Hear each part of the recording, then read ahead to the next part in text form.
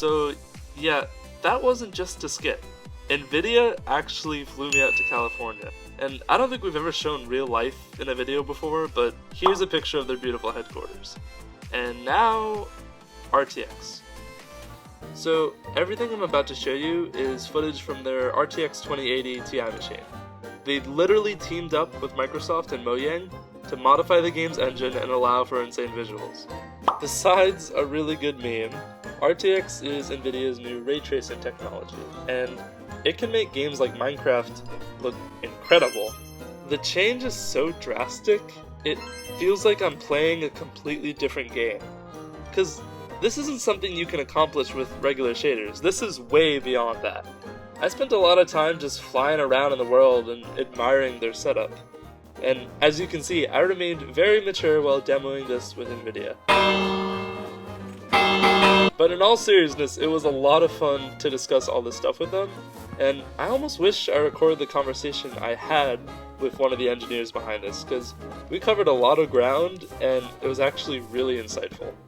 It was really cool to see how these shadows give a depth effect to these textures, making it seem like they literally pop out, but it was even cooler to see how the lighting bounced from block to block. So each block is assigned material data like glossy or metallic, and that changes how it interacts with the rays. These blocks can realistically emit color-shifted light that blends into other color-shifted light, and that just blows my mind.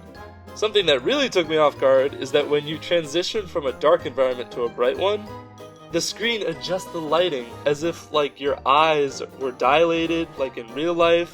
It's actually crazy. And to be honest, Minecraft is the perfect game to demo this. It's like I'm playing a live 3D render. There's so many subtle things. Vines are literally more reflective to make them look more humid and jungly. And it's not like they cheated or pre-rendered these spaces. You can see the light rays updating as I break this room apart. And while this world was really cool to explore, they set up a separate house world to check out, and you just need to see this. So unlike the other world, this one's heavily modded to push it to the absolute limits. Boom, here's a mirror in Minecraft. See how it's a little wavy? That's not a limitation of the game's engine. That's a stylistic choice. It's literally rendering the game from another perspective on one machine. However, I was curious to see exactly where I could hit the technology's limits, and this was a pretty good example. Mirrors don't reflect the reflections off of other mirrors yet, so they call these blocks rainbow blocks.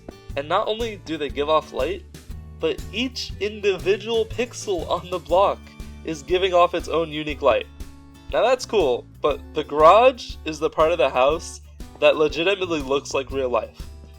If you took footage of this roof and showed it to someone 30, 40 years ago, they could actually believe it's real.